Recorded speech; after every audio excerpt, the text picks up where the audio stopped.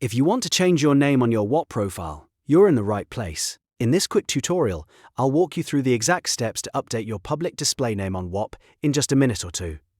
This is useful if you want your profile to look more professional, more personal, or simply more up to date. And if this video helps, make sure to hit the like button and subscribe for more easy tutorials just like this.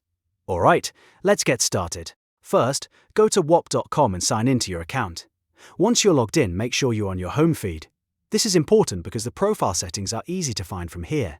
Now look at the top right corner of the screen. You should see your profile avatar or icon.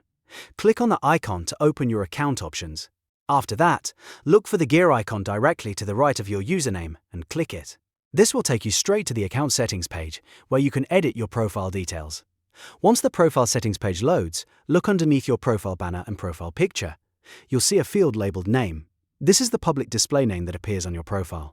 Click directly into that name field, then delete your old name. Type in your new name exactly how you want it to appear publicly. Take a second to make sure the spelling looks right, because this is what other people will see on your Whop profile.